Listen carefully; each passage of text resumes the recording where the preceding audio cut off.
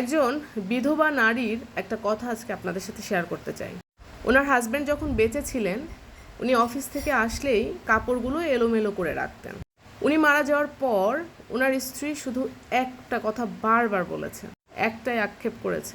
ওনার স্ত্রী বলেছে, সেই বিধবা নারীটি বলেছে যে আমার হাজব্যান্ড যদি জীবিত থাকতো, আমি যতদিন পৃথিবীতে বেঁচে থাকতাম সারা জীবন ওনার কাপড় আমি গুছিয়ে দিতাম, এবং জীবনে কোনো দিনও আমি ওনার মনে কষ্ট দিয়ে কখনো ওনাকে কাপড় গোছাতে দিতাম না।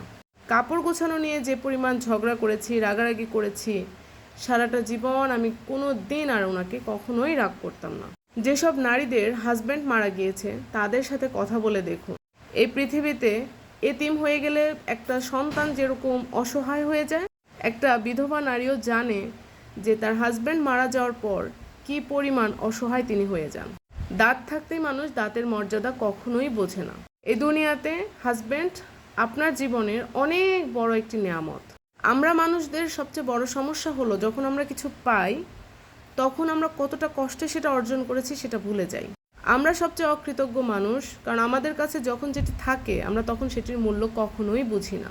একটা নারীর জীবনে টাকা থাকতে পারে, সৌন্দর্য থাকতে পারে, অনেক যোগ্যতা দক্ষতা থাকতে পারে, একটা নারীর অনেক কিছু থাকতে পারে, কিন্তু একটা নারীর মাথার উপরে যদি বটগাছের মতো একজন স্বামী না থাকে, সেই নারীকে সমাজের মানুষ কতটা তুচ্ছ তাচ্ছিল্য করে কল্পনাও করতে পারবেন না।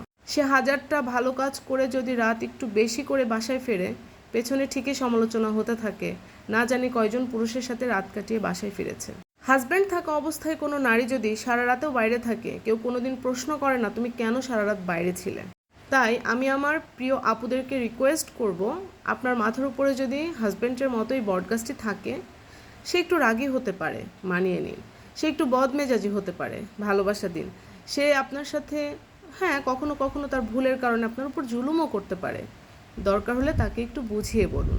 সে যদি বুঝতে না চায়, আপনি ধৈর্য ধারণ করুন, আল্লাহ তাআলা আপনাকে পুরস্কৃত করবে। কিন্তু সে থাকা অবস্থায় তাকে অবহেলা করবেন না, কারণ সে যখন থাকবে না তখন বুঝবেন যে সে আপনার জীবনে আসলে কতখানি আশ্রয় দিয়ে আপনাকে রেখেছিল।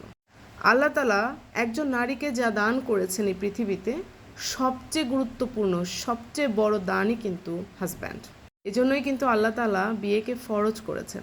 একজন নারীর নিরাপত্তার দায়িত্বে কিন্তু 4 জন পুরুষ থাকে।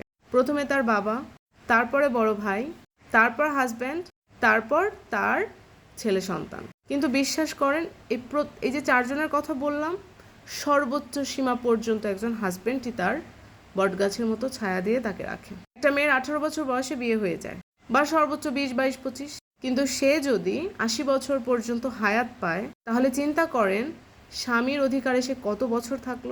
মেয়েরা বাবাকে যতখানি রেসপেক্ট করে, কিন্তু এই যে হাজব্যান্ড এত বছর ধরে তাকে আগলে রাখে, আশ্রয় দেয়, স্বামীকে কি এরকম করে সম্মান করে?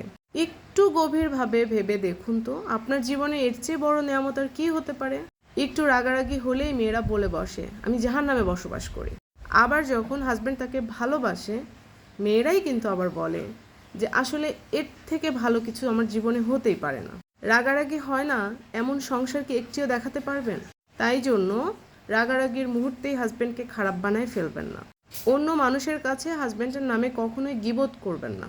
নিশ্চয়ই আপনারা জানেন যে যেই নারী তার হাজব্যান্ডের নামে অন্য কারোর কাছে গীবত করে বেড়ায়, তার জন্য রয়েছে মহাশাস্তি। ছোট্ট এই ভিডিওর মাধ্যমে অনেক কথা বলে ফেললাম। আশা করি কথাগুলো আপনাদের জন্য অনেক বেশি গুরুত্বপূর্ণ এবং সত্যি আপনাদের কাজে আসবে।